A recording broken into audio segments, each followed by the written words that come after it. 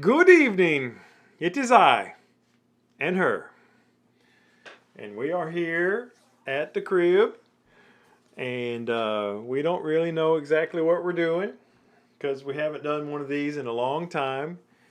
And we're operating with a completely different setup. For the longest time we used the XT3, which I sold, to be the live stream camera, and then the last couple of live streams we used the Z50 to be the live stream camera, and today we're using something different. Wait a minute, let's play a game. All right, everybody guess. Anybody who's in here watching, hello Steven, hello David. David is here. I thought you were at a restaurant. Hassan says the colors are looking different. Everybody guess what camera are we using for tonight's live stream. No rush. Are you scared? What do you think they're going to say? Do you think they're going to say it's the Panasonic GH2 Mark V? No. What do you think? What is?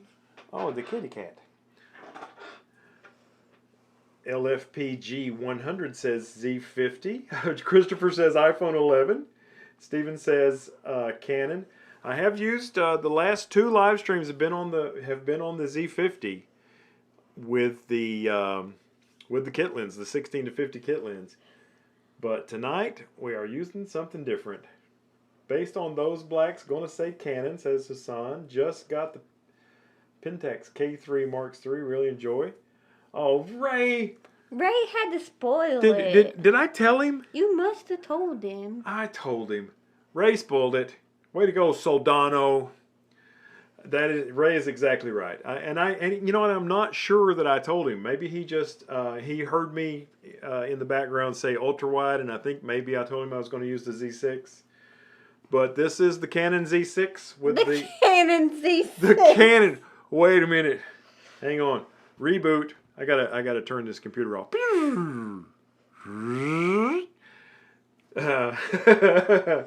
It's the Nikon Z6 Mark I and the FTZ adapter and the old, what may have at its time been the greatest ultra-wide lens ever made. That's up for debate now, but this lens has been around a while. But this is the 14 to 24 f2.8 at 2.8.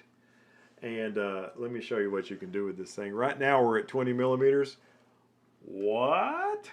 Ultra wide. Which one? How do you make it? Ultra wide. Ultra wide. It's pretty cool. It works out really good at about 20 millimeters, which before I was at 24. With the other cameras, I was at 24 millimeters equivalent. And tonight, we can do crazy stuff. So that's like 14 3/4 right there.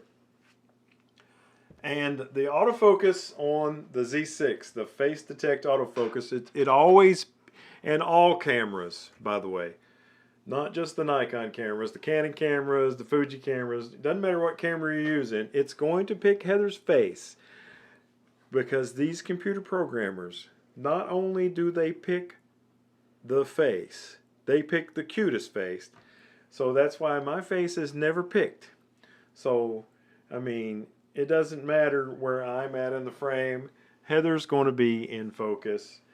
Doesn't matter at all. Look, here's our microphone. Don't do that to It's them. probably making bumpy sounds, and I apologize about that. But the lens is so wide that the microphone and Heather's computer, and look, there's the old lens case that used to be behind us.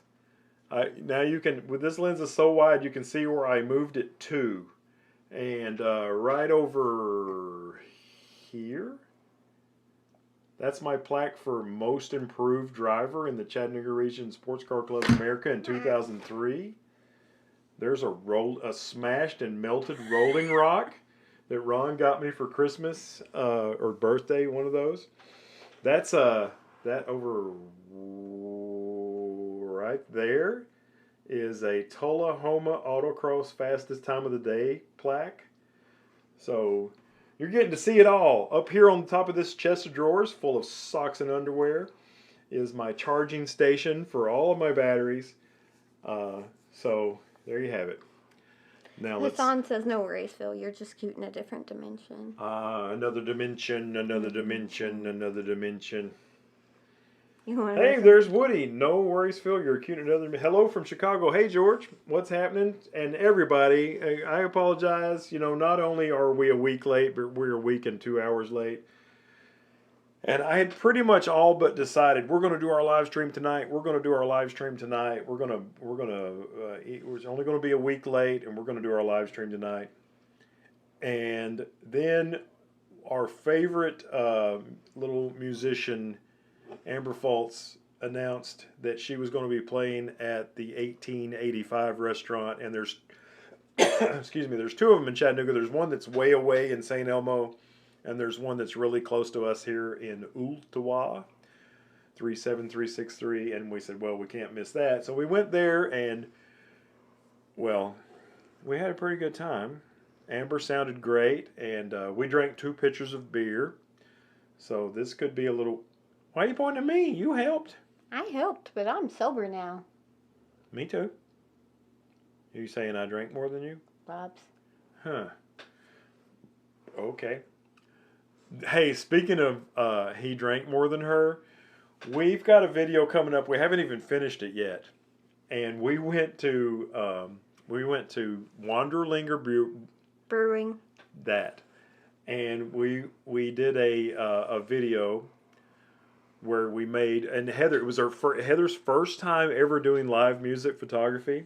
And Heather has just bought, and you don't know this yet because her unboxing hasn't come out yet, but Heather bought the Tamron for Nikon SP, which is super performance, supreme fillness, super performance. Anyway, it's their good stuff.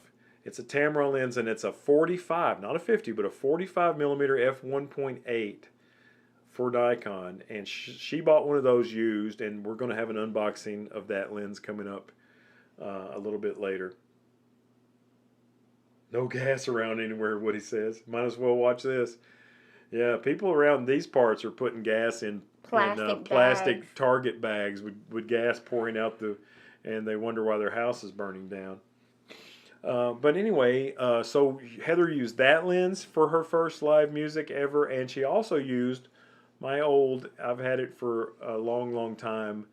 Let's see if I can say this better than I did when I was really, really intoxicated in the goodbye clip. Nikkor 70 to 200 f2.8 G VR2. Ooh, yeah. I did it. Man, that night I said all sorts of stuff. I had fractions in there and hyphens and minuses, and I called it a Z mount lens, and it was a disaster. But Heather did a really good job, and bless you. Heather has what do you have? Seasonal allergies. She has seasonal allergies, and when we were listening to Amber play at the place just an hour ago or so, we were outside. So she's going to be sneezy, pretty much all night long, I would think.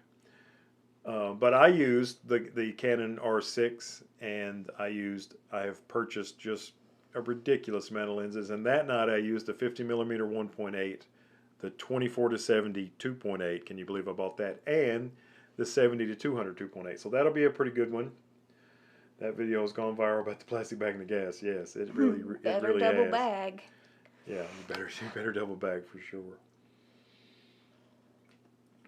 So we did our last live stream where we announced a photo challenge over 2 months ago, and so it's our fault that we didn't get many submissions. We really appreciate the people that did send in pictures, and I'm not sure if we're going to. I'm 100% sure we don't have a challenge for tonight, but we may announce one sometime in the future before our next live stream, or we may totally David Saylors it and go live just off the cuff.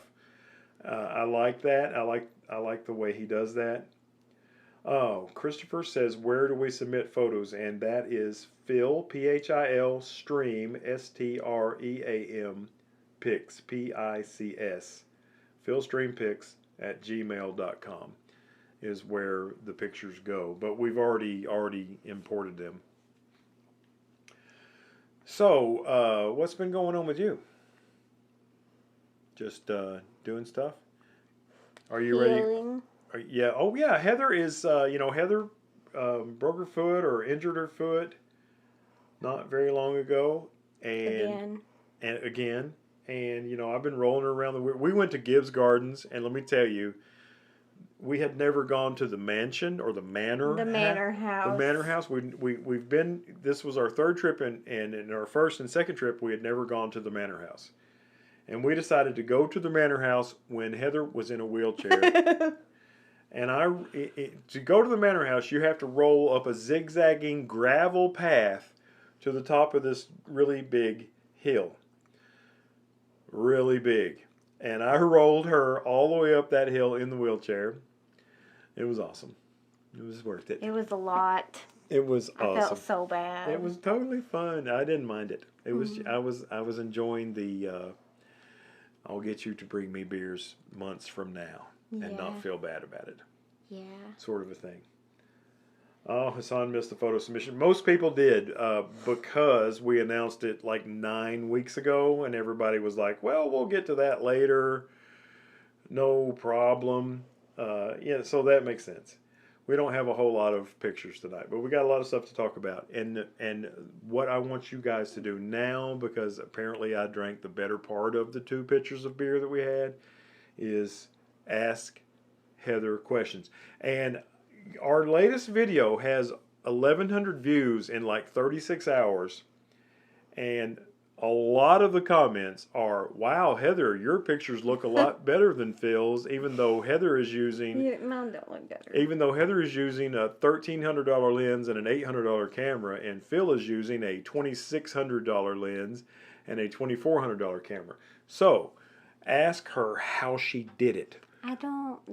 My pictures aren't better. Well, they're pretty darn good, or these people wouldn't be asking you these questions. Okay. So, ask her these questions. How does she do it? While I pee. Or go. Oh. Actually, while he disappears for a moment. I shall go to the bathroom. We'll zoom in to 24. Oh. Okay. So you'll be more... Oh, my chair is so squeaky. I've got a lot of unboxing videos for these Canon products. And every one of them features this squeaky chair. I've really got to... Mike says, how do you do it? Hi, Mike. How did you do it? Okay. How did you do it? So, what I did on the Nikon Z6... Oh, hi, baby girl. You want to hold her? Sure. While you answer these amazing questions? Sure. I apologize. Let me get this cat under control. On the Nikon Z50, I was trying different focus modes that day. And what I found is if a bird is stationary or if it's like landing or something like that where it's slowing down, the best focus mode I found is single point. And I just put the focus point on the bird's eye and, hold down the autofocus button and fire off as many shots as I can to get the shot I want. If a bird is flying, so birds in flight, I put the focus mode over to auto area AF. I'll go ahead and turn on animal eye detect because every now and then, believe it or not, it will pick up a bird's eye. But 99% of the time, it's not going to. So it's typically just going to pick what it thinks the subject of the... Is there a cat behind me? No. Okay, but if she lacerates me, it's your fault. She's not going to. Okay. Wait, she might. So on auto area AF, it'll pick what it thinks the subject is supposed to be, and then it'll track it pretty well through the frame. Like I said, sometimes it'll pick the bird's eye, sometimes it won't. But it does a good job of picking the bird. If it's just the bird against a background that's pretty far separated, If you've got a bird that is like in a bunch of limbs and leaves and stuff, it has a harder time picking out the bird. But if it's bird sky or bird against out of focus trees, it does a great job. Can I add my 2 cents? Sure. Okay, see, I think even though I never ever use that focus mode, I always use either single point or wide area small for birds. The reason why Heather's pictures look really, really great has nothing to do with the focus system. I could have gotten those shots with the Z50 and the 200 to 500 with my style of focusing just as good as Heather with her style of focusing. The reason why Heather's pictures look really, really great is because Heather is a fantastic photo editor. Womp, womp, womp, womp, womp, womp, womp, womp. She has skill. She knows everything I know about editing photos and more. And she's just, I think she has a naturally gifted eye for color. I was watching, what's that lady that we like, the Canon lady? KJ, Caitlin James Photography. Yeah, we've been watching, since I kind of started going down the Canon road, we've been watching this wedding photographer, this redheaded lady named Caitlin James. And she is a brilliant photographer, but even more so a brilliant photo editor. And her husband is her second shooter when she does weddings. And there was a video where they ask him questions about being a second shooter. And basically, she's kind of almost mean, but not really, says he's colorblind. And she just has a better eye for color than him. And I think that same thing is true for Heather. And I don't know if it's because I'm 1,000 years old or I just never had as good of an eye. I have a great eye for composition, maybe even as good as Heather. But my eye for color is not as good as Heather's. And that's why she's able to make, and it doesn't matter if Heather's using a Nikon or a Canon or a Fuji or a Minolta or a Leica. She's got a better eye for color and she can dial it in better than I can. So that's the kid. You don't want to be in here anymore, Cat? She doesn't want to be a member of this party. The cat, it doesn't want to be on the live stream, so I'm going to have to dismiss her. Excuse me.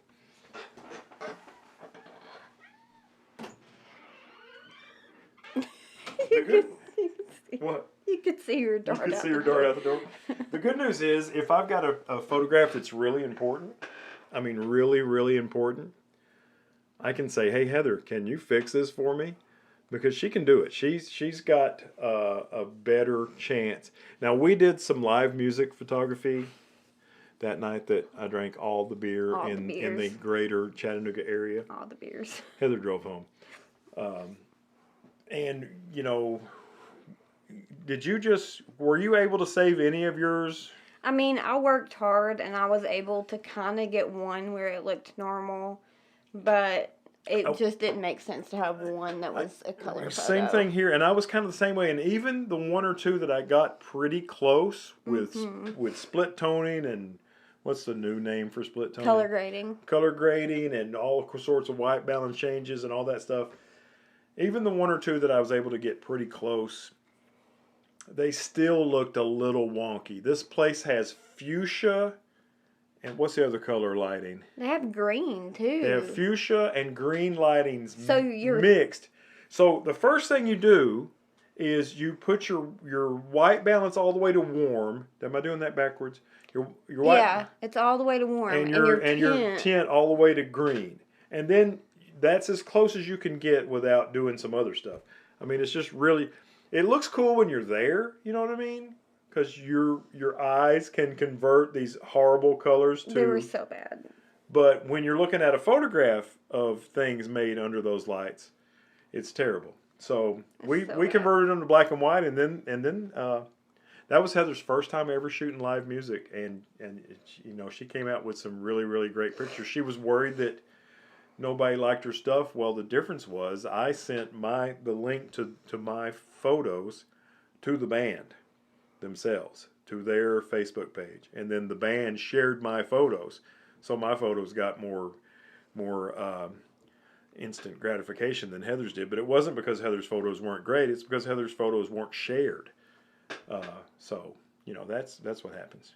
You got to promote your stuff, sweet thing. You know what I'm saying? I don't know the band. I'm not going to send them a private I didn't. message. I don't know them. I mean, I'm Facebook friends with all of them, but I don't actually know them. But I'm not afraid to say, here's my pictures. You know, what are you going to do? I just made free photos for you. Do you want to complain? I don't think you do. So they shared them, and it was pretty cool. Wait a minute. I don't see. Is anybody talking? Mike says, hey guys, Heather, what software are you using? Christopher, Heather and I are both using the exact same stuff. We use 3 programs. We use Adobe Lightroom, Adobe Photoshop, and we use Topaz Denoise AI. Yeah, but we don't use Photoshop to really do a lot of edits. We use Photoshop to prep things for the videos. True that. So it's Lightroom and Topaz. Yeah, Lightroom and Topaz. Let's see. Oh, Heather has already answered this. Who is this Heather Boyd? She uses the same stuff you do. Yeah, imagine that. Woody says, I have a friend that sends me photos all the time to fix. Oh, that's awesome. That's really cool. A friend of mine sent me a photo to take out some power lines that was like impossible. And I was like, you know what? Now, 7 or 8 years later, I might have been able to take out those photo lines if he had waited 8/10 of a decade and sent them to me. But when he did send them, I couldn't fix it. Thinking about changing from a Canon Rebel 7i to a Nikon Z50. Think it's worth the effort? Hi, Robert. I love the Z50. I know I'm shooting a lot of Canon right now. And so, you know, you'll have to take that with a grain of salt. But I love the Z50. I think for the money, it's really, really tough to beat it. I don't know what I'll say if and when the Canon R7 comes out. I doubt it will be an $800 camera like the Z50 is. But, I mean, gosh, that Z50 is awesome. And especially because it works pretty doggone good with the FTZ adapter. You can put the 200 to 500 on it, which is cheap. And you can, you know, the 2 kit lenses are fantastic. There's that 35 millimeter f1.8 that I've recommended in a video that's really, really great. It's really, really good. It's really, really good. I mean, I like it every bit as much as my Z6. I use my Z6, you know, before I got my Canon, I would use my Z6 for things that I needed a really shallow depth of field. I would put one of my Holy Trinity, the 24 to 70, the 70 to 200, the 14 to 24 that we're using tonight. I would put one of those on if I needed a really shallow depth of field and portraits. But otherwise, I usually preferred to use my Z50, which is, you know, $800 or $900 more than my Z6, which is, well, it was $2,000. Now it's what, $1,500 or $1,600. So, really, really like the Z50. I don't recommend ever folding the screen down into the flip down screen mode because it makes the camera act weird. I recommend using what we're using now, the Ulanzi UU Rig mirror, which has it's got a mirror in it at an angle, and you take that screen and flip it straight out, and the screen is pointing up, and then it reflects off that 45-degree mirror, and you can see it from that direction. That works really good. What are people saying? Thinking about Topaz Gigapixel to upsize is great. You know what, Mike? I may have to try that. At least give it a sample try. Heather, who is this Heather? Gigapixel crashed my MacBook Pro the first time I used it. Well, you know, that is an interesting thing about Topaz Denoise, the program that Heather and I both use. Mm-hmm. You've got to watch it because we like to I'll get all of my pictures cropped kind of like I want them and maybe just a really mild edit, and then I'll run them through Topaz and finish up on the 16-bit TIFFs that Topaz outputs. Well, if you're going to do that, I might be sending 25, 65, 100 pictures through there. Well, it crashes. Somewhere between 15 and 25, it usually will crash. So what I've started to do now is I do 10 at a time. And you know, before the software update, before the update on Topaz, it would take about 2 minutes per picture. Now it takes less than 10 seconds per picture. So I'll do 10 pictures, and I'll sit there and watch. Number 1 was good. Number 2 was good. Number 3 was good. All the way through number 10, and if they all passed, then I'll do 10 more. If not, I'll do the ones that didn't, you know, because it will crash. Of course, I'm using a MacBook. What is that thing called? Mac Mini. I'm using a Mac Mini with an M1 chip and 16 gigs of RAM. So Yeah, now my Topaz denoise has only crashed that one time. mine crashes. I still watch it like a hawk. on the regular. I watch it like a hawk, but no, Gigapixel just, it took so much CPU that my computer was like, oh, this is all we can do right now. There was a question if we see ourselves backwards, so I'm having to look at the screen and see if that's the case. I think it is the case. Yeah, it is. Yeah, we see ourselves backwards, and the settings are backwards. Presently, 1/30th of a second f2.8 ISO is bouncing between 160 and 250 because I have that on automatic. How you doing? Oh, I bumped you. I'm sorry, I bumped you with my glasses. I'm such a klutz. So yes, it does show you the picture backwards, but it gives you the information that you need. It lets you. Are you okay? Did I poke you right in the eyeball? No, my eye itches because pollen. Oh, I thought I'm it was allergic to the outside. okay. Well, that's a shame because you're awful good at making pictures in the outside and stuff. But yeah, you see yourself backwards on the Ulanzi UU rig mirror. But it's you know, it's not a big deal. It's really not a big deal. My biggest problem with using it is it takes up more space in your bag. And like if you get done vlogging and you have to put the camera back in the bag, then you have to take it off and put it in a separate place. Where a camera with a flippy screen, you can just pick it right up and flip the screen out and rock and roll. With the mirror, you have to deal with that. Robert says call the doctor. Oh man, she calls the doctor on a regular. Shush. Okay, she calls the doctor from time to time on a reasonable amount of times, no more so than a normal person would. You're calling me a hypochondriac. No, I'm saying sometimes you're under the weather more than other people. Yeah. Is that reasonable? Yeah. Okay. Doc has me on meds. Is that you again? Yeah, because I had an MRI, and in my MRI, they found a sinus infection. Isn't that funny? How would you like to have your sinus infection diagnosed via MRI? Would you like to, yeah. She goes in for an MRI to see why she falls all the time, and they say, hey, you got a sinus infection. It's true. True story. You really can't make this stuff up. It's awesome. I want to show you something that I did today. And let me see if I can make it happen. So this was a picture that I made today. I've shared it on Instagram, and I've shared it on Facebook, and I shared it to a few places. But this is a red-headed woodpecker that was relatively patient with me and allowed me to make a number of shots. And this is with the that super crazy Canon 800mm f11 lens. And I got to tell you, that lens it's tough. You know, it does not bag focus quickly, and it does not bag focus accurately for long. It's very different from the Canon 100 to 500, which is bam. The trouble with the 100 500, it's only 500 millimeters, and right now there are no Canon R APS-C cameras, so it's 500 and that's all you got. And my Canon R mount camera is full frame, so that's not good for and it's low resolution. It's only 20 megapixels, so I need that thing to rock on. So, but anyway, if you work at it, you can get a pretty great picture with that 800mm lens, and it's only, this is what's really crazy to me, it's only $899. I know that sounds like a lot of money, but my 100 to 500 was $26.99. It's an F11. True, it's an F11. It's an F11, but it has image stabilization, and you know, when that R7 comes out, it's going to be a game changer.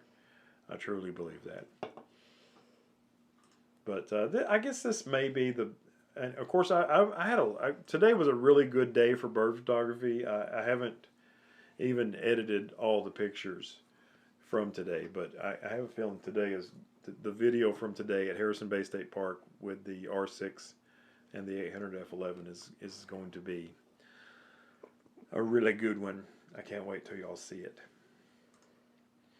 I can't wait till y'all see it. Mike Mitchum has the 800 f11. 800 really has a tough time with hummingbirds. IF doesn't work most times because their eyes are so dang tiny. Yeah, and that's why that's a really good point, and that's why it's great to have a second. And you know, those cameras are so awesome because you got the autofocus button and another button that's right by the autofocus button that you can program to do a different type of autofocus. And originally I had my main autofocus button to do single point and my auxiliary autofocus button to do eye detect, autofocus, face detect tracking. And after a couple of days I switched them. I said, you know what, I'm going to use eye detect the most often, which is totally different than my Nikons. And I set the star button to be single point. And then I've got it set where I can move my thumb on the screen to adjust where that single point is. And you know, if I'm struggling to, and like today, there was a kingbird in a field on a little branch in the distance, but in the foreground, slightly to the left of the kingbird, was a couple of blades of grass, kind of sticking up. And when I did eye detect, it said, "Oh, look at those blades of grass!" Wham! And locked on. Oh, sorry, wham! And then locked on them. And so I said, okay, single point, moved it to where I wanted, and locked it on the bird. Bam, got the shot. But the majority of the time, sorry about that, there's not those two big blades of grass 15 feet in the foreground messing up my shot. So Steve says, so are you thinking Canon does better than Nikon? I have been doing pretty well with the Z6 II. Well, I don't have a Z6 II, so let's just start out with that. I don't have the second generation of Nikon mirrorless cameras. The closest I have to a second generation Nikon mirrorless camera is a Z50, which really it still has one X-Speed 6 processor, not two, like a Z6 II and a Z7 II. And I'm operating 100% on my Z6 through the FTZ adapter. I'm using adapted old school lenses, and I think that probably is a detriment. But if you want me to compare my Z6 or my Z50 through the FTZ and a lens like the 200 to 500 versus my R6, which is a second generation Canon mirrorless camera, using a non-adapted 100 to 500, I'd say the 100 to 500 crushes it. Through the non-adaptive 800 f11, it's not quite so far apart. The 800 f11 is a struggler to autofocus compared to the 100 to 500, but it's also 300 millimeters more, lighter, cheaper, and f11. So it's got a lot of strikes against it. But I really like it. You know, like today, I brought both lenses. I brought the 100 to 500, and I brought the 800 f11. And the 100 to 500 was just in case while I was at Harrison Bay State Park, I ran across some deer. And with a deer, the 800 millimeter lens would have been too much. I would have been much better with the 100 to 500. I probably wouldn't have even used all 500 on full frame. 300 or 400 would have been about right to get a full deer in the picture. But I didn't run across any deer, so I never took the 800 off the camera. Not once. So for small birds at a distance, I would pick, especially with the current full frame situation that Canon has, I would pick the 800 every time. Now, if the R7 comes out, which is supposed to be an APS-C 1.6 crop, that makes my 100 to 500 an 800. I might pick it because it focuses better, it focuses faster, it focuses more accurately. I might pick it over the RF 800, which will be a 1280. Yeah. Probably a 1280. You know, that 1280 will be nice, but I've already got 800 now instead of 500. So anyway, it's tough to say. I'm happy to be in the situation where I can't decide between the 800 and the 500, you know, and I'm Yeah. really looking forward to the R7 if that rumored camera comes to fruition. But I tell you what, mark this. Heather and I made a video where we were dying for Nikon to release the 200 to 600 lens. We don't even know what its aperture is going to be, but we're like, come on, take our money, do this. I bet you, and I could be wrong.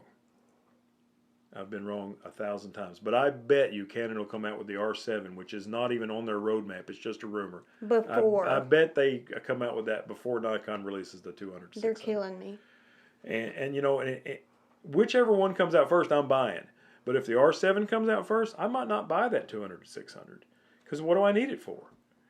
So, you know, you can put that in your pipe and smoke it, or what, you know, whatever you want to do. But yeah, that's just.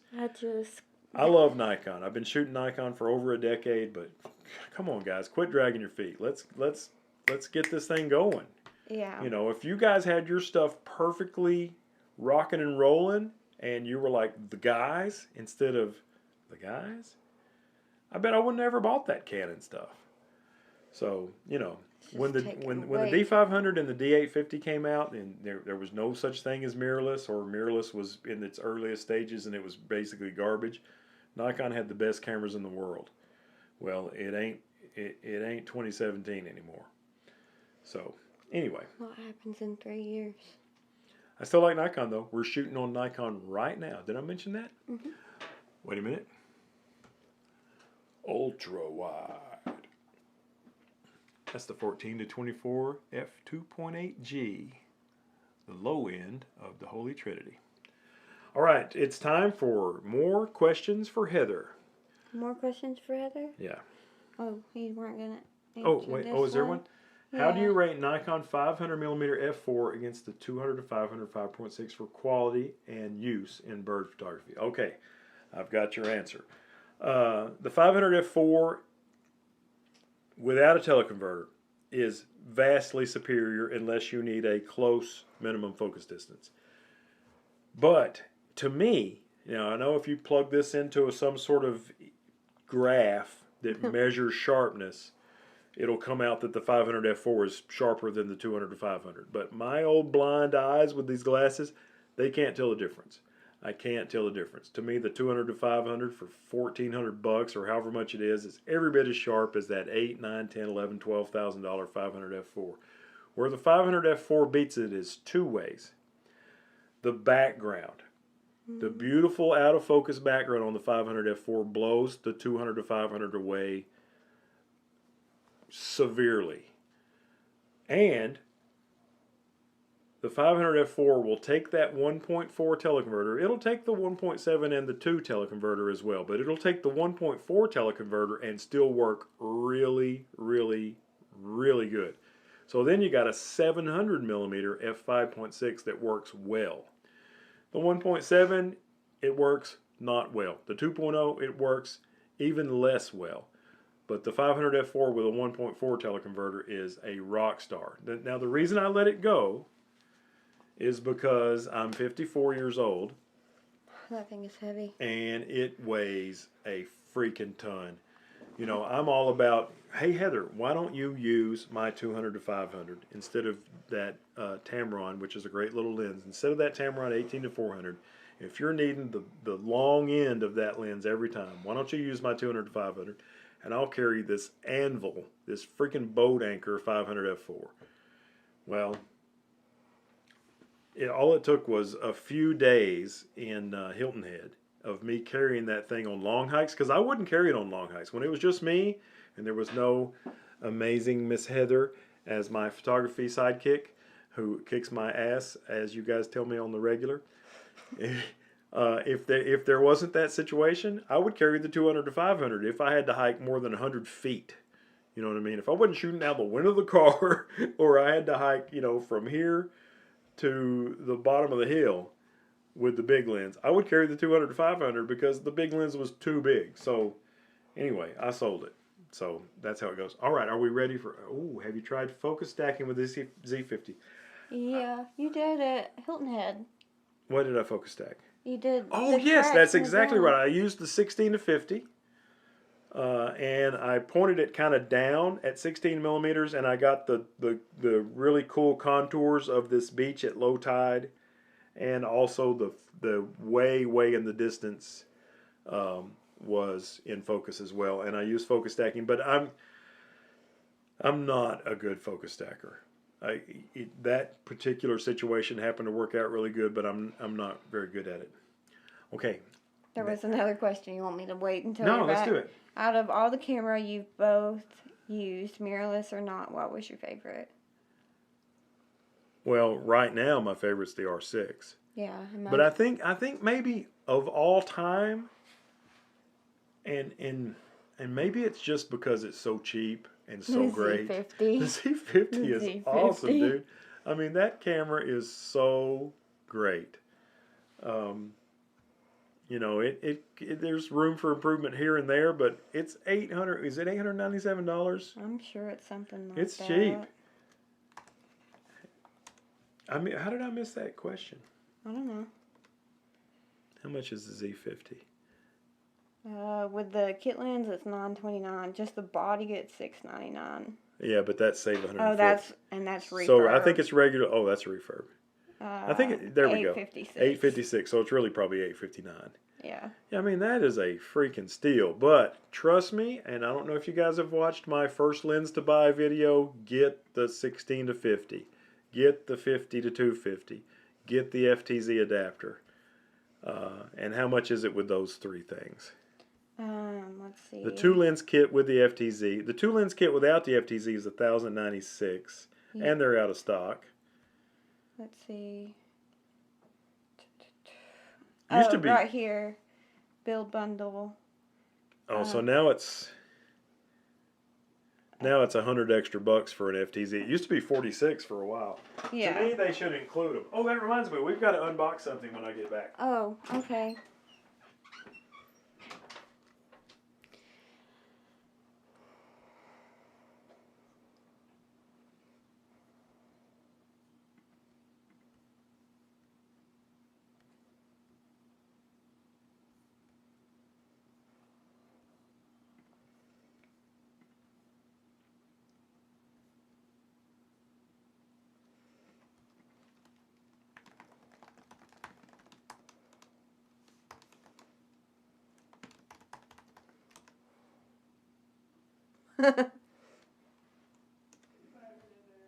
Yeah.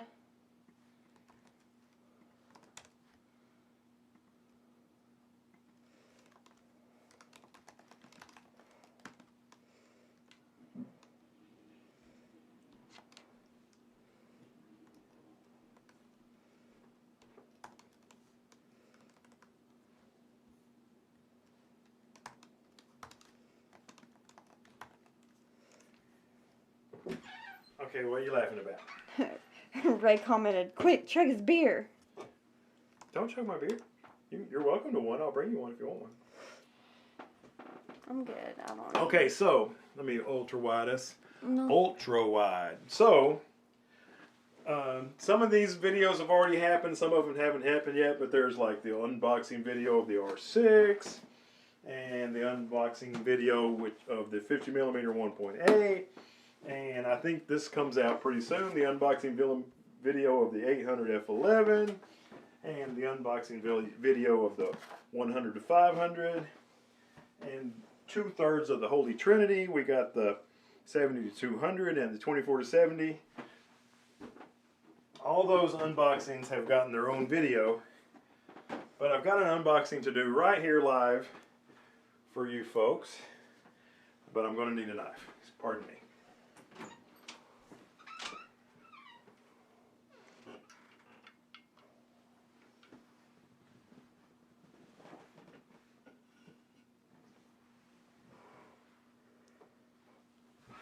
So we were talking about the adapters. We were talking about the FTZ adapter. And I was talking about how I think that thing should come free with when you buy a Z mount camera. And I ordered something really crazy, and these things have been out of stock forever. And Canon has 3 versions of this thingamabob. Oh, look at all those peanuts. Did I miss? I think I gotta make sure and get that, because that'll be the receipt. I need to get that out. So I got this from Allen's, and let me tell you, Allen's camera, in addition to being where Jared Poland used to work before he became Frono's Photo, and I think even after he became Frono's Photo. Who are you talking to there, honey? Wheezy says he dumped Nikon. He got tired of waiting and waiting. Canon has everything he wants. I feel your pain, Wheezy. I do. I'm not dumping Nikon. No. But I'm definitely giving Canon a really good day in court. I mean, like I've spent. Well, you showed all those. You saw all those boxes. Of course, I sold a lot of stuff to Use Photo Pro. Use Photo Pro in Indianapolis, which is the used photo part of Robert's Camera, which is a really reputable camera store. And I was really happy with the offer they made me on the gear I sold, and they paid me really, really quick. All right, so there are 3 of these adapters. This is the EF, which is Canon's DSLR. Thank you, lenses. And then EFS, I've learned, I'm new to Canon. EFS is their APS-C. So this is EF to EOS R adapter. And they have 3 versions. They got one that just clinks on there just like the FTZ and adapts the lenses. And then they've, of course, you know, those Canon lenses have a control ring on the lens, and you can program it to do aperture or Kelvin or whatever you want. I've got mine set to do exposure compensation. So if I'm in auto ISO or some other automatic mode, I can exposure compensate with that ring. So they got one that's just nothing, and they got one that's really cool you can put filters in. But I got the one that has, look at this bubble paper. Holy crap, this thing's got more bubble paper. I ain't never seen the like. Look at that, it's got a little case to put it in. Oh, how cute. That is super cute. The FTZ does definitely not have that. And that's cool that it has 2 lens caps.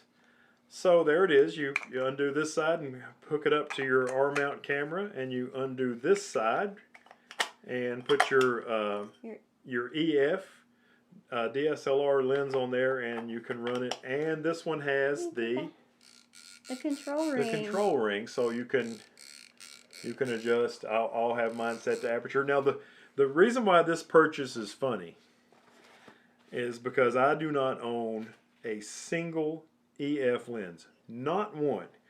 Not one EF lens do I own, and yet I have the adapter.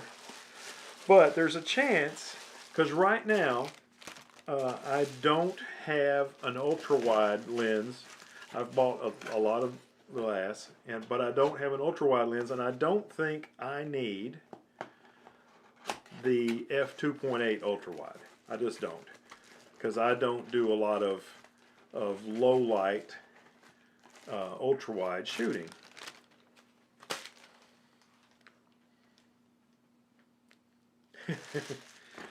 So I'm either going to wait until they make an RF, ultra wide, or I may buy. They make a 16 to 35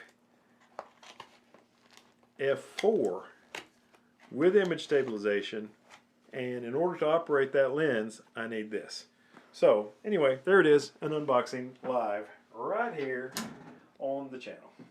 So we have a question. Okay, what'd it be? Just wanted to know what's your take on Canon, because to my knowledge, Canon focus is great compared to Nikon, meaning faster. I don't know that it's necessarily faster. Yeah, I don't think it's faster. It just hits the mark more frequently. I mean, once you have the target and the camera's heading to focus on it, I'd call it a tie. Yeah. But I think it's more like the eye detect focus, especially for wildlife.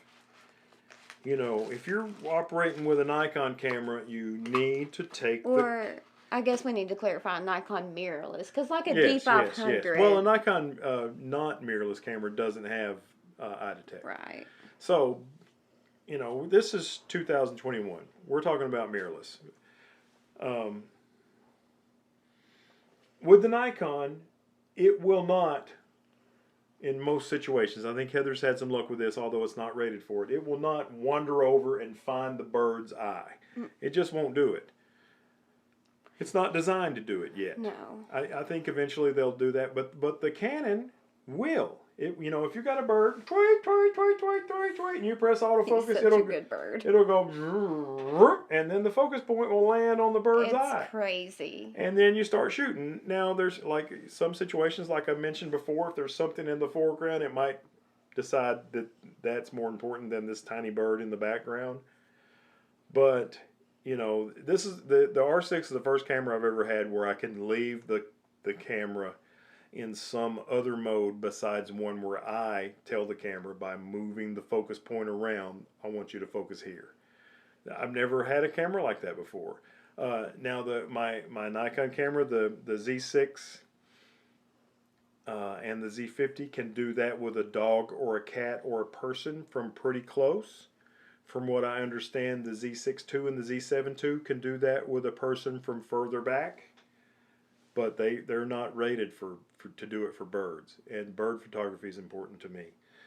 Now, once the camera knows where to focus and you press the focus button, I don't think Nikon is any slower or faster than Canon or Sony.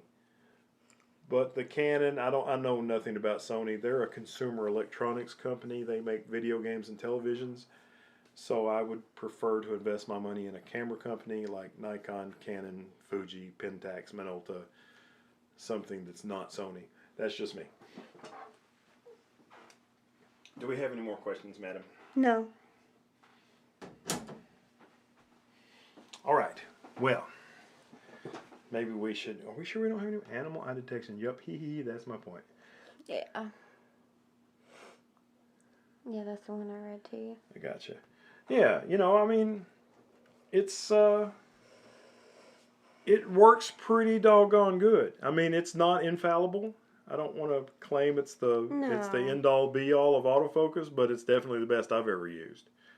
It's definitely the best I've ever used. It's the one where I can just kind of, and it's cool. You can press a button. You can kind of have the center of the frame on the bird's eye, where you think maybe the eye detect will catch it the best, and press it, and it catches the bird's eye. Then you can move while you're holding the back button focus to get your composition right. You know, get that eye rule of thirds, and then start shooting.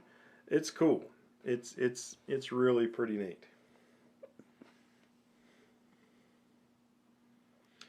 Yeah, they do. Yeah, I think they probably do, and I think the Z9 is actually a different sensor, but yeah, up until this point, Sony has made the sensors. Yeah, I mean, I don't know. I'm sure Sony makes great equipment, but every time I hold one in my hand, I'm like, well, this thing's weird. It doesn't seem to be very intuitive. You don't like the ergonomics of it. I don't like it. I don't like it much. I'm sure they're great though, and anybody who's watching who shoots Sony, good for you, man. Rock that thing. Do what works for ya. Did I show you this picture I made this morning? Look at that. Mm-hmm. That's pretty cool. With an $899 lens on a 20 megapixel full frame camera. Cool. All right. Now, at some point, we should look at the pictures that you folks sent in. You know, what did we do? We did spring color. Spring color. All right, y'all ready for? All right, Yeah. Y'all ready for pictures? Hello, Kelly from Lexington. Welcome. All right, so we're going to do pictures now. We didn't get many, in the past. And neither Heather or I submitted a picture. Our spring pictures are mostly in videos over the last few weeks labeled Gibbs Garden. Yeah. We decided, since how there wasn't that many, we decided not to put ours in there either. And it's our fault. We waited too long in between live streams. My daughter had softball going, and then when it came time to do the live stream, her softball was continuing to go. So we're not upset at anybody for not sending in a picture, including ourselves, because we didn't send one in either. But a lot of people did, so let's take a peek at them. I had to figure out how to get it over there. Let's Transition. see.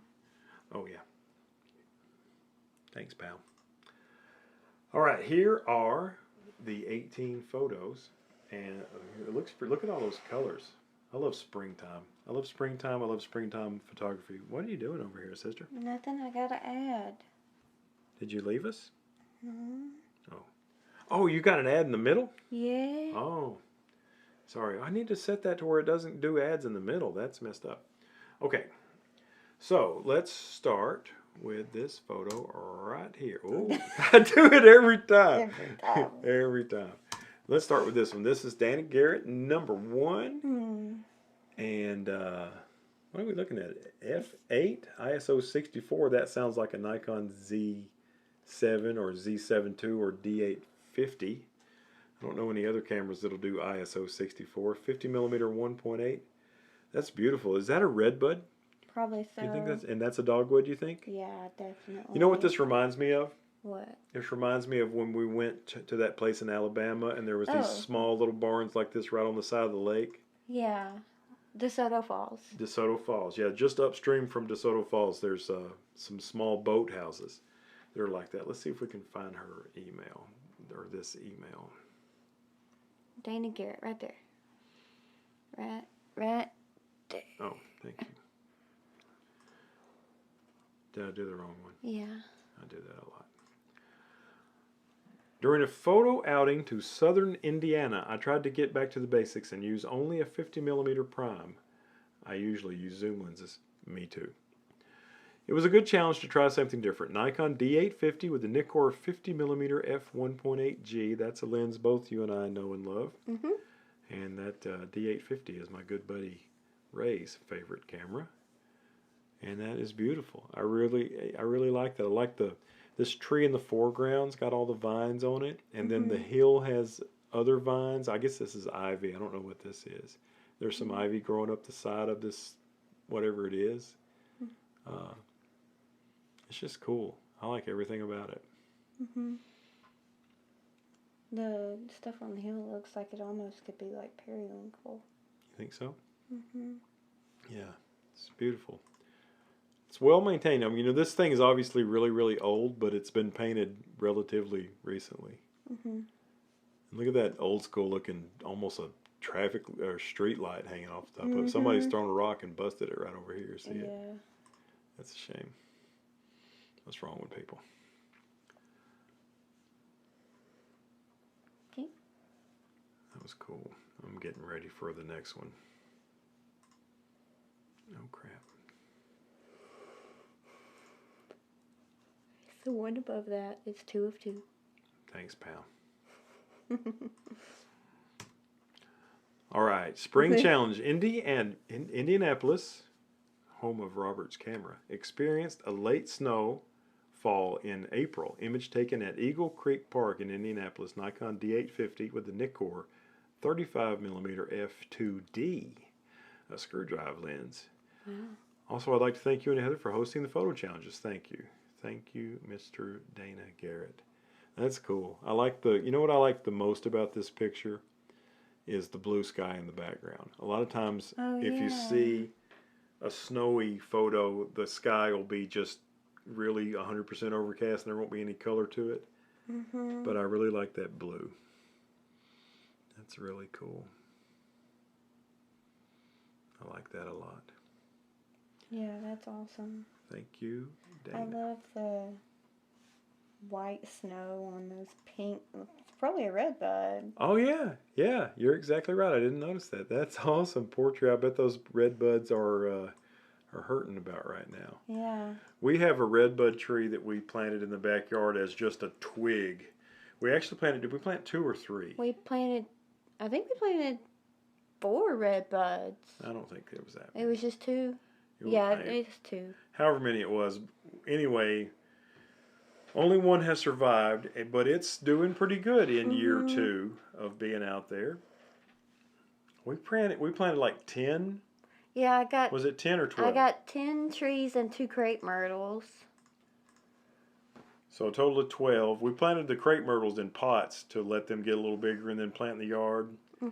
And the areas that had full sun, even though some of the trees were designed for full sun, did not do well, and those got beat down. And I was out there every night just about watering them. Yeah. We had 3 dogwoods, only one has survived. We had 2 hawthorns. Both of them got ate by our yard bunnies that I like to make pictures of. Apparently the yard bunnies really love the hawthorns. The 2 crab apples are doing good. Yeah, they're doing great. And the 1 red bud and 1 dogwood. dogwood. And both the red bud and the dogwood are kind of close to the house where it's in shade. Like partial shade. Yeah. So, anyway, and we're excited about those getting bigger because hopefully birds will land in them and we can take pictures of them from the porch. All right. What do we have next? Thank you, Dana. All right, here's George Tangata. Do you know what kind of flower that is, That's Miss Heather? crocus. Is that a crocus? It's crocus. I thought that was a heavy metal band. Nope.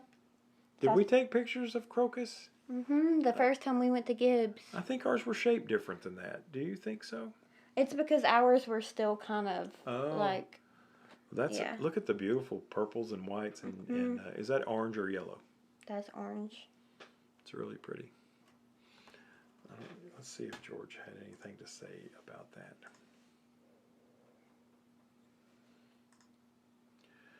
Hi, Phil and Heather. It feels like a long time ago since I last sent photos. It has been a while, and we apologize. Here are 2 photos from Chicago. One of the first flowers to appear in Chicago every spring, crocus flower. Look at you, Heather. Taken March 29th, 2021 with a Z50. And the 55mm micro Nikkor 3.5 and FTZ adapter, 200 ISO f8/1800. That's awesome. Yeah, very cool. I love crocus. George Nagata, number 2, flowering trees at Lincoln Park in Chicago, taken April 12th with the Z50 18-55 AFP and FTZ adapter, 21mm ISO 200 1/60th f14. That's pretty. There's a red bud. I guess that's a red bud in the background. Looks like it. I can't wait till our red bud does something. That's pretty. I like the rich blue sky, and the pretty greens. Yeah. A lot of great colors. Thanks, George. And I think was it George that sent in 1 extra? If you scroll down. Yeah, I mentioned everybody who sent in a picture. I said, "Hey, we're going to do it today," and George sent in 1 more. I've added 1 more photo since I took it with my new 50-250. George had watched a video that I did where I did a photo walk of street photography with the 50-250, and he said, "Man, I should have got one of those," and he went ahead and got one. Good for him. And it's a photo of, can you pronounce that? Allium? Allium bulbs that appear in Chicago right after the tulips and before the lilies, taken at 240mm f11 1/250th and 200 ISO. That's pretty. Yeah, I like that color. That's pretty. Man, that's a great lens. I'm glad you got it, George. I'm glad you got it. I'm super thrilled to have one myself. And I look forward to the next time I get out and use it. I think it's a really cool street photography lens because it's super small. It's deceptively powerful for its size. All right, Peter.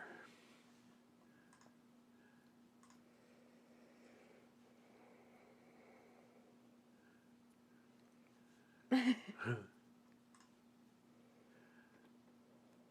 right.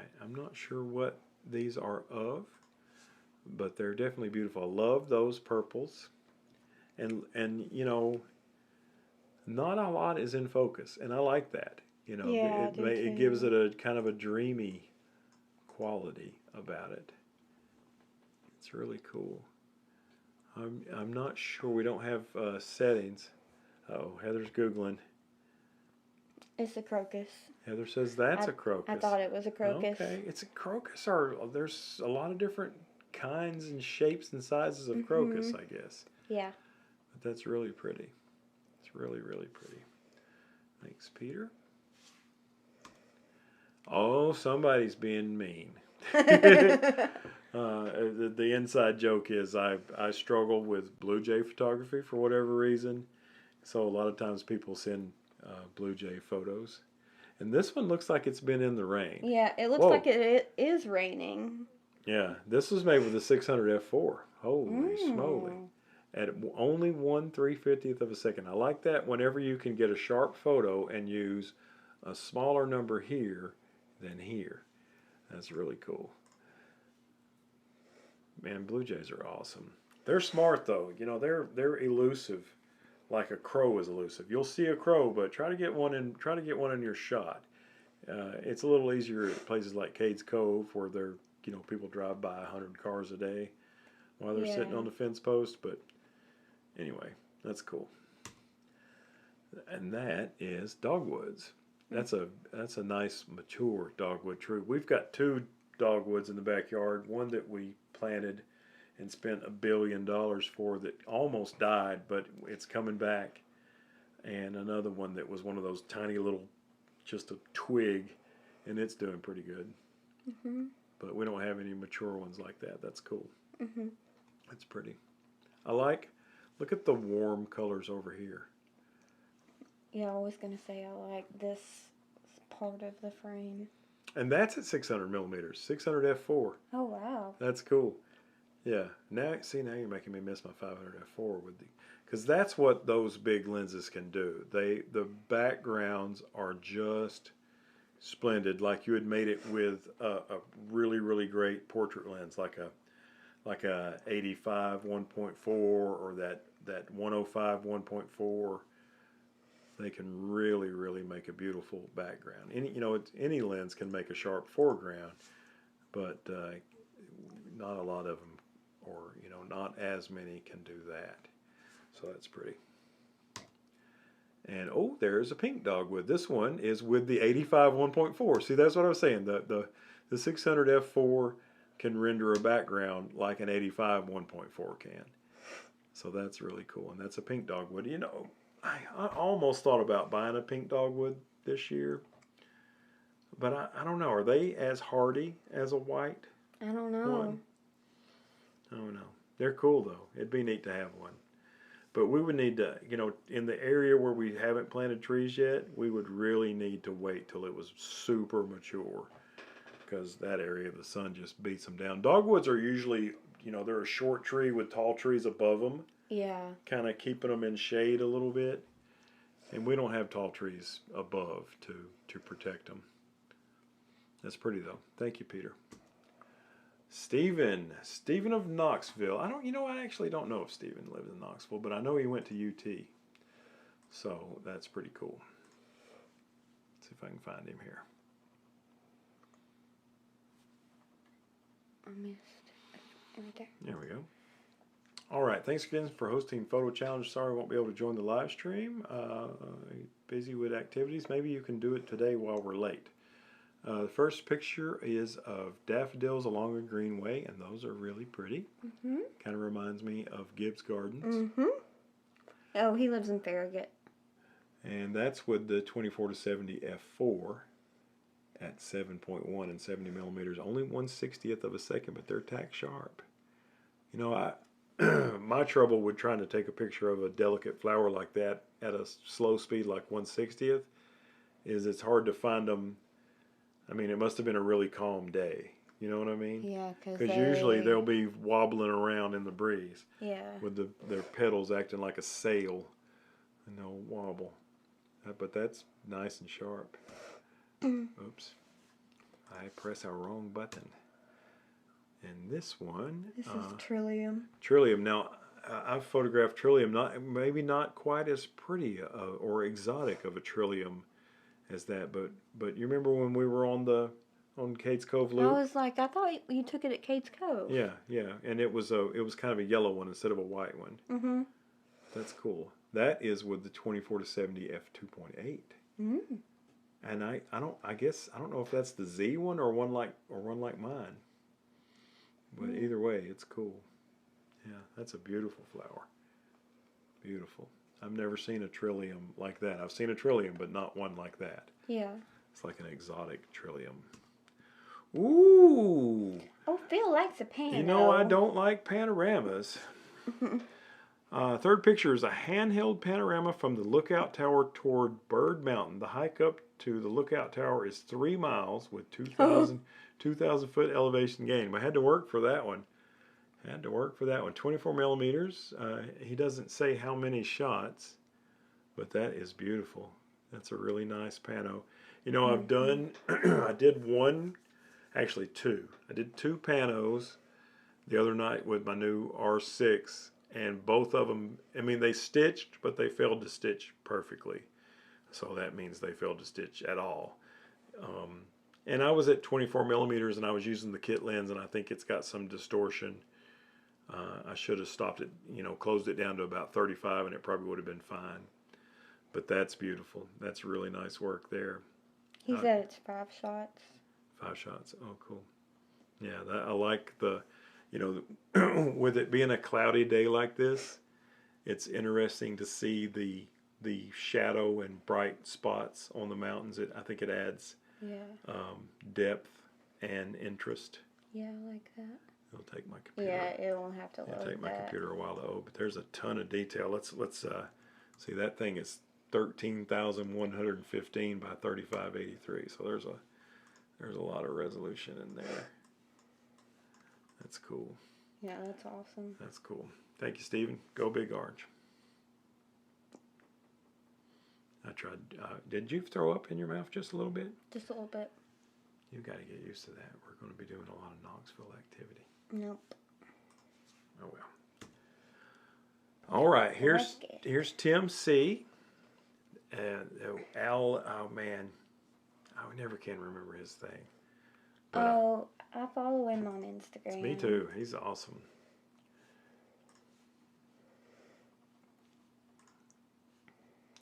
ALPA6C on Instagram. And this is a beautiful orchid bloom here.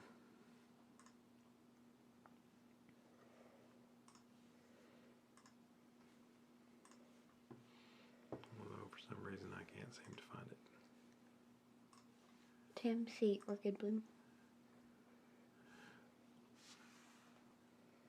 Look at all the detail. I mean, there's not a lot of depth of field because this petal's out of focus and all this is out of focus, but all this, the important stuff, is really nice and sharp. That's really great. He did this with, I don't know, I can't remember if he's got an XT3 or an XT4, but that's the 80 millimeter f2.8 macro lens and a 1.4 teleconverter, and it looks really sharp. Uh-oh, Heather's Googling.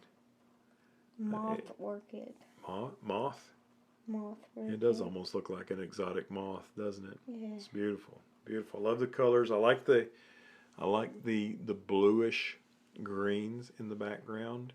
Yeah. A lot of time. I love that pattern in there. A lot of times when I'm doing flower photography, I will cool the image down to a point where the greens look blue, and I've heard people complain about that, but I think it's prettier. And this is a good example of it right here. Really nice.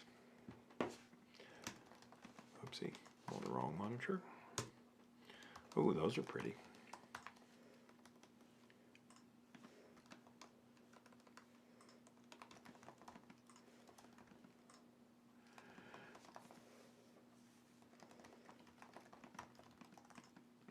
And is a purple weed. Now that looks like something, although I think that's a lot prettier than the weeds I photograph in our backyard. But That is beautiful. Same, looks like the same gear, the 80 millimeter macro with a 1.4 teleconverter. F16. Uh-oh, Heather's Googling again. That's what I do. Pink wood sorrel. Doesn't look just like it though.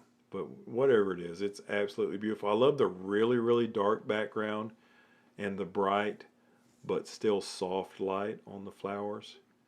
That's great. And you know, you got the subject flowers here, and it's sharp as a tack, and all the supporting roles are there, but they're in various stages of out of focusliness.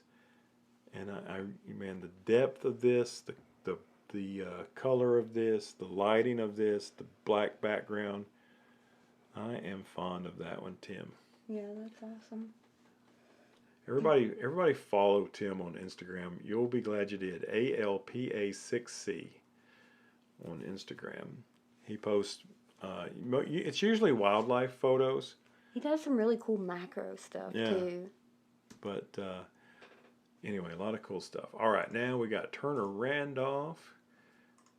And hi, Phil and Heather. For spring, I instantly think of Milky Way season. Gosh, I wish I was better at astrophotography. That is a weak link in my photography, and a lot of it is just because I can't get out and practice it because I never have more than one day off in a row.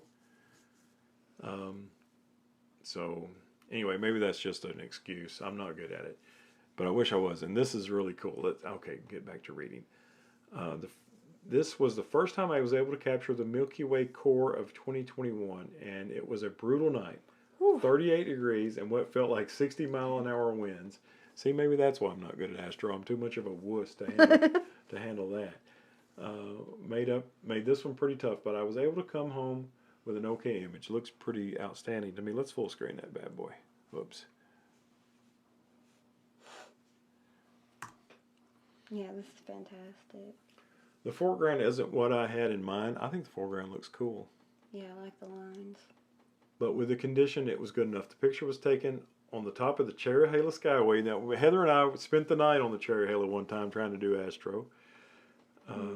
Between 3:30 and 4:30 a.m. The sky was tracked and stacked, made up of 13 images at 28 millimeters, 60 seconds, ISO 2500 f4.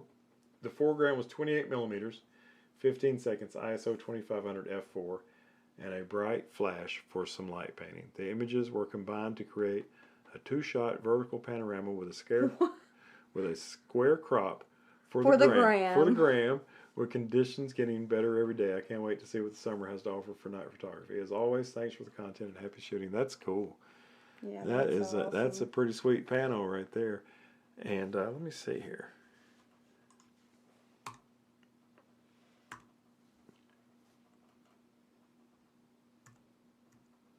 Tokina, so that's I guess that's I'm not sure if ATX means it's designed for crop sensors.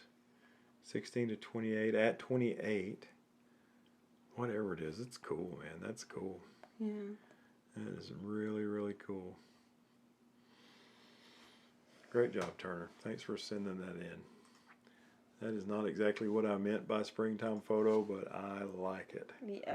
I wish I had spent a night doing that sort of photography this spring. That's cool. Now this right, you know, I never would have thought of this. Is anybody commenting? No. Nobody's commenting? No, somebody said good. Oh, Pinky says good evening. Hey, Pinky. What's happening? You know what this is? You're not going to believe it when I read it. If I can find it. Well, I mean, it says it on the picture right there. Oh. That's Toyota RAV4 paint. It's freaking paint. It's a macro photo of paint. Where's Walter? This is a picture of galactic aqua paint on my Toyota RAV4 taken on in March of 17 with the Fuji X-T10 and the 50 to 230 zoom with a Canon 250D close-up filter. So he screwed a Canon. They make these filters. Like a macro filter. Yeah, that you can screw on like a polarizer or something, Yeah. and it lets you get closer than you could before. Yeah. In sunlight, that's the key, because all Yeah. those metal flakes aren't going to catch the light like that unless you're in sunlight. 1/250th f11 ISO 6400. Wow, in bright sun. That's awesome. You know what it reminds me of? Under the sea, under the sea. Yeah. Is that what you were going to I say? was going to say little aquarium rocks. Yeah, yeah. Yeah. Little marbles or something. Yeah. That's cool. Very creative. I never would have thought to make a macro photo of paint, but that's really neat. It's a great color too. I imagine the colors is pretty neat, even not up close.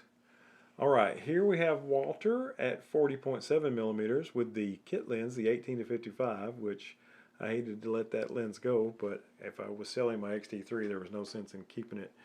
This is a picture of a crooked fire hydrant in front of an azalea bush. Taken in 2017 with the XT10, the 18-55. Many fire hydrants in my city are painted blue thanks to a former mayor. That's kind of cool. Huh, that is cool. You cool. remember when they painted the trees blue in downtown Chattanooga? Yes, they painted all the trees. They painted the trees the tree blue. trunks, they painted them blue. Fortunately, they have all that paint has washed off now, but it was not pretty. No. That's cool. Anyway, yes, this is cool. And here is another azalea picture. This is a picture of azalea flowers in front of my house with the XT2 and the Sigma 8-16 ultra wide lens adapted using a finger Canon EF mount to Fuji X mount. That's cool. I like adapted glass. I don't have a macro yet for my Canon camera, but I'm going to adapt a Tokina Nikon lens to it at some point. That's a beautiful azalea. Yeah. Really, really nice. Yeah, I like that pink and the detail in the flower. You see, like, it's got that, almost like it's leopard print. Yeah. Yeah, that's cool. I like, I like the bright light on the flower and the dark, And the shadows. Yeah, the dark background makes this, if everything was as bright as this, Yeah. then this would not be special. Yeah. But that, the light takes your eye to where the subject is. So having this bright and the rest of it dark is very helpful on that. Oh, Woody emailed the photo. Okay. We'll pull it up, Woody. See if we can find it. Yeah, there it is.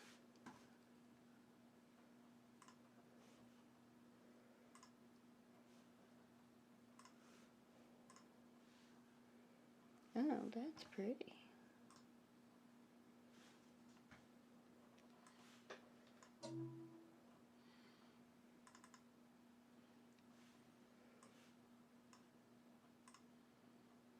That's awesome.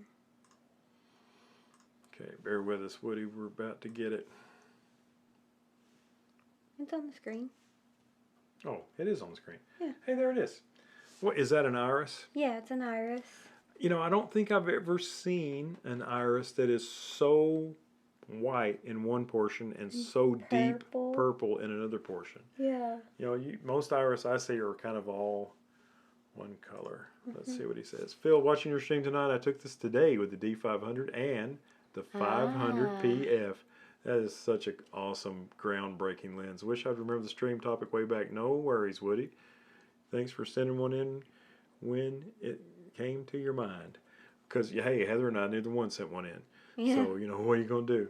That's beautiful. That is really beautiful, Woody. Thanks for sending it in. I like, there's a lot of white that's not overexposed, and there's a lot of really, really dark purple that's not underexposed. It's not underexposed. That takes some doing.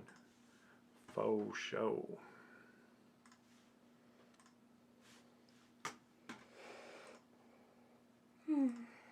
Wait a minute. Oh no.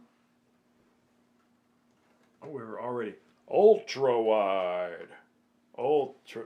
What are you doing? You like my Strung Like a Horse shirt? This is a local band. We actually featured them as our channel of the week, which we don't have a channel of the week this time either. We're just completely unorganized tonight.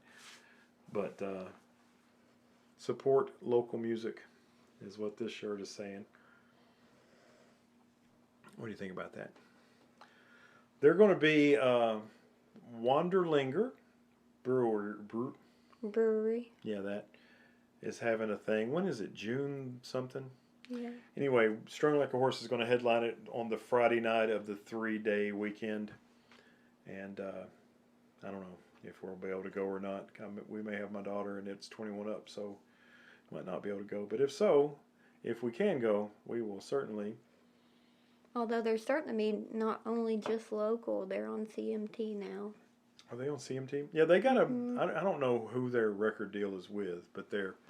Wait a minute. 24, 14, 24, 14. I think it looks better. Oh, okay. Ray says they're also doing a meet and greet this Saturday downtown at Yellow Jacket Records. Oh, that's cool. Bill works on Saturdays. Yeah, I've pretty much already met him though. Yeah, we kind But that is cool that they're doing that because not everybody has met him. Brett Douglas, the Brett Douglas. Wait a minute. I have to show Brett.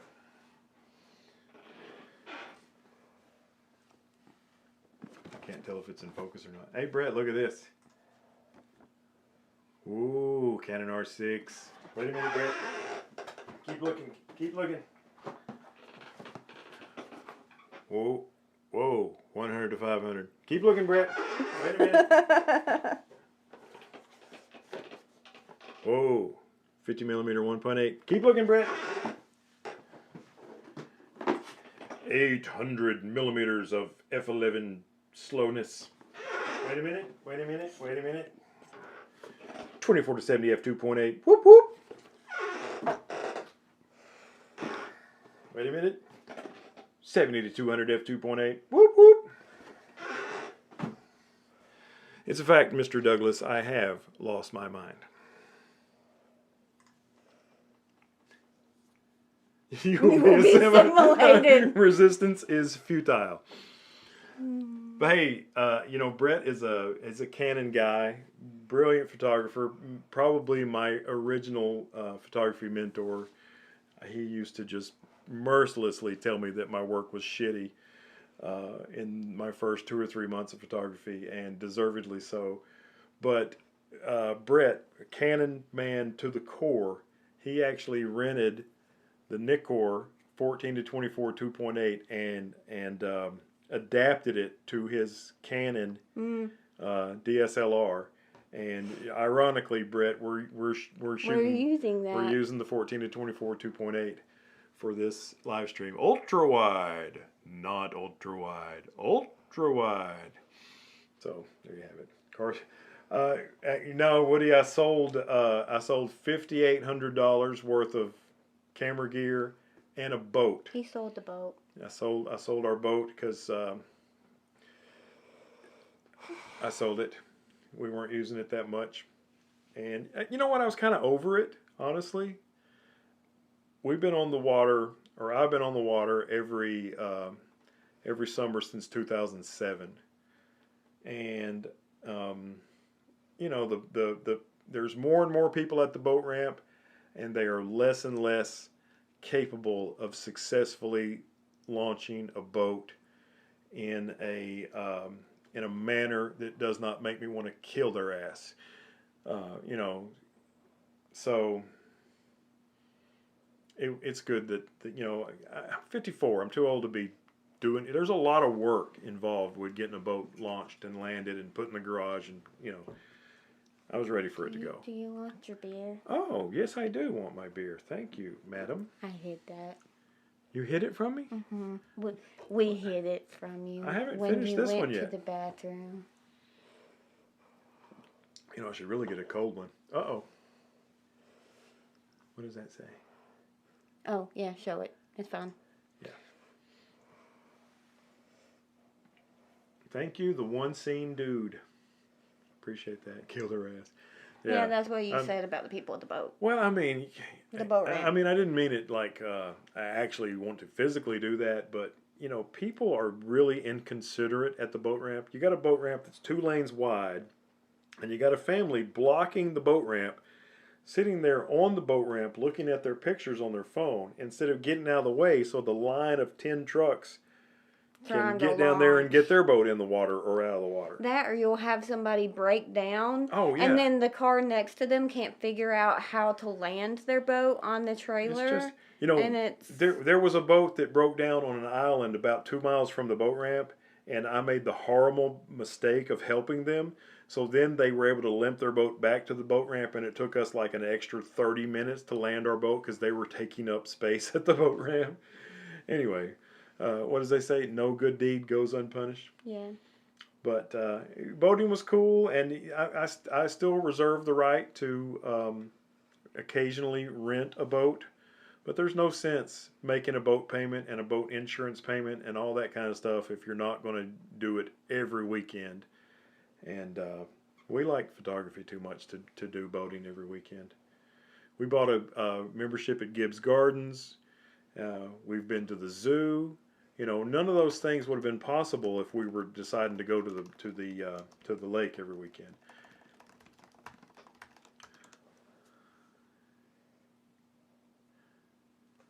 Get that thing. Hey, and I'll tell you something else, Hassan. If they have it, and I don't know if they do, but if they have it at Allen's Camera, ALLENS camera.com, if they have it there, Allen's is still You're not. talking to Robert, not Hassan. Oh, I thought I was talking to Hassan. No, Robert. Robert. Oh, sorry, Hassan and Robert. If they have it at Allen's, Allen's does not charge sales tax. I don't think unless you live in Philadelphia, unless you live in Pennsylvania. Like that adapter. Hey, Brett, where's my adapter? I don't know. I have to borrow your Brett Douglas. I have to borrow your 400 millimeter f5.6 because I've got an adapter, and it will work on my new fancy camera. Randy, tonight, Phil, you are a big bag of wind. Next live show, please be sober. I can't make any promises on that, Randy. I absolutely cannot make any promises on that. I don't see me going live and being just totally boring. I don't see that happening. I might get DF. What is DF? I don't know. Ray wants to go to the zoo with you. Yeah. I Yeah, love the zoo. we should totally go. We should totally go to the zoo, Ray. It's actually a pretty good place to make photos. Yeah. Bring your 200 to 500 and something that will focus close. Yeah. Oh, the DF, like the digital camera that looks like a film camera? Is that what you're talking about? That had like the same sensor as a D4, I think. I like it. I like it a lot.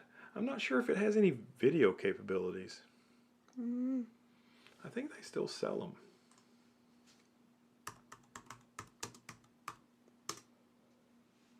He said yes, they do. There's a used for $14.11. Wow. It's a beautiful camera though. It is gorgeous. It kind of looks, you know what I mean? I was going to say it reminds me of an XT3, but maybe an XT3 reminds me of it. Mm-hmm. Oh yeah, no video, he says. It's supposed to be. If I remember beautiful. correctly, they're supposed to be really, really good. So take f-mount lenses? Yeah, yeah. Cool. They're supposed to be. Matter of fact, they make a 50 millimeter 1.8 that, see how it's got a lot of silver. It's the exact same lens, but it's got silver stuff. Let's put it over here so people can see it.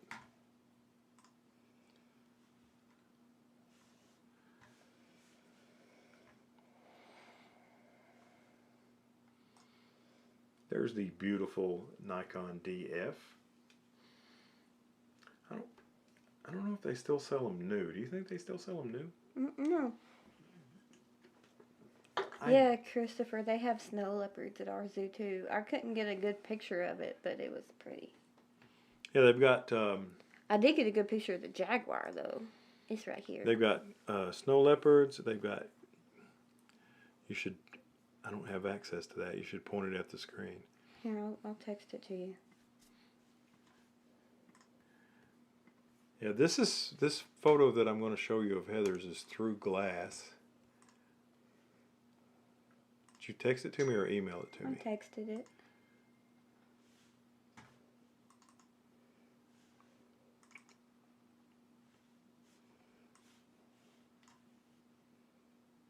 You gotta make this smaller over here. Yeah.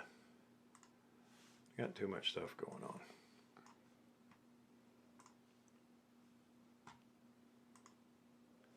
There it is. This is Heather's. You gotta transition. Oh, sorry. Thank you.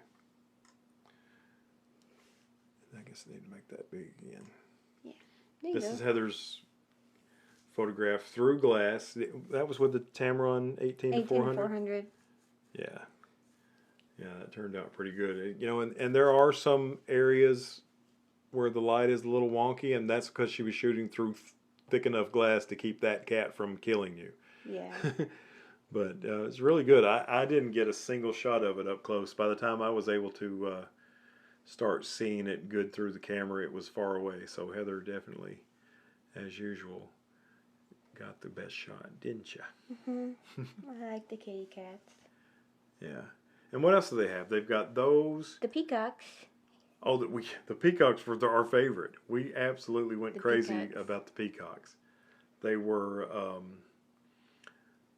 fun to shoot. And well, let's not show them the entire zoo video, and you know, let's let some of that be a surprise. But the peacocks, you know, were there.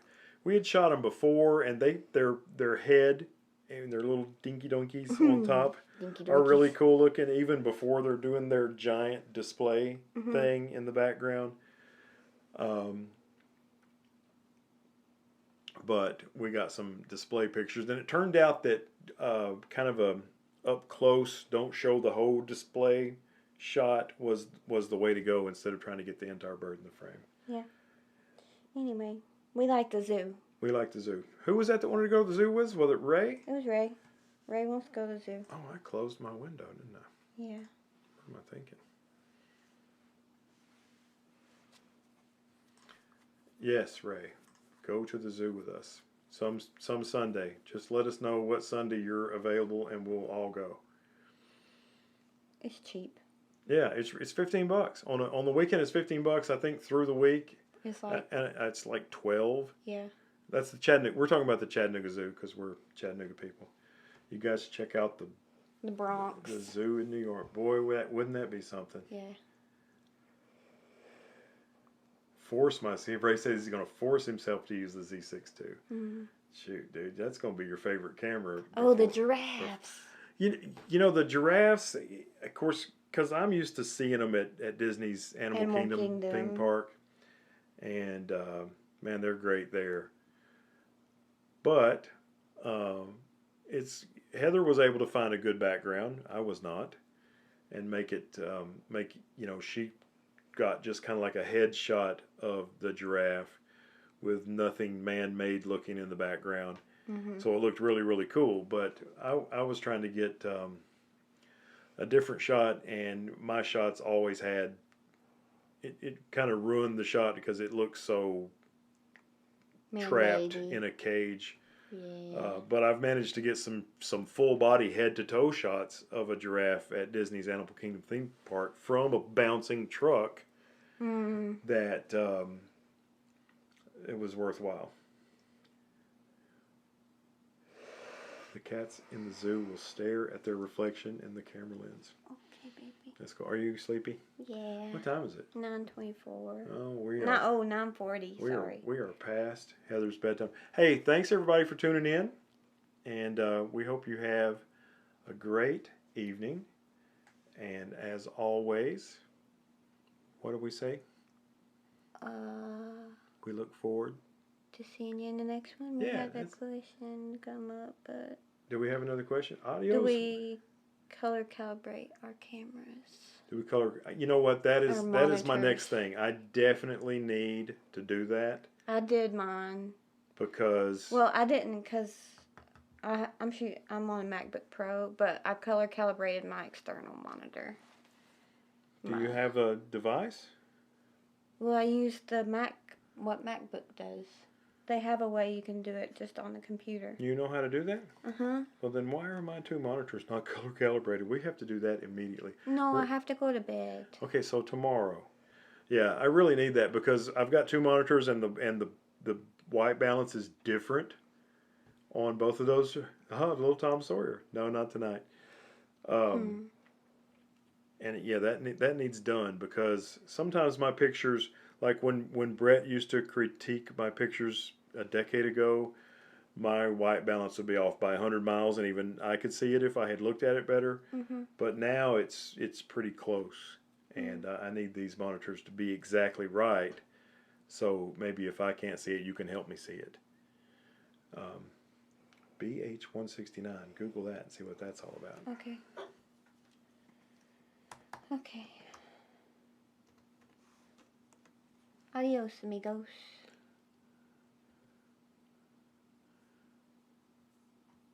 I'm not sure we know what that is. Yeah, That's probably his,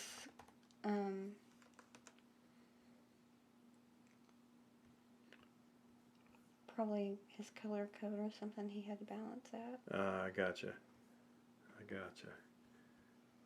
No, you're okay, Christopher.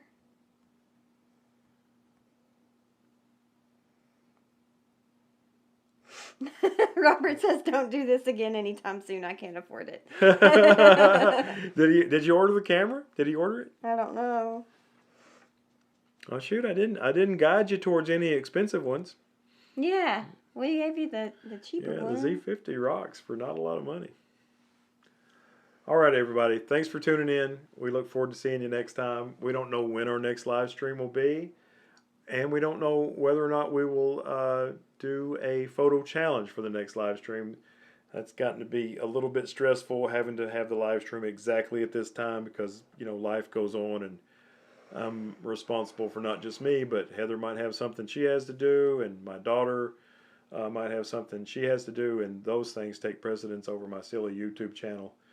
But when we can, we will do this, and we appreciate you tuning in if you can. So thanks a bunch. Have a great night, and we'll see you in the next one.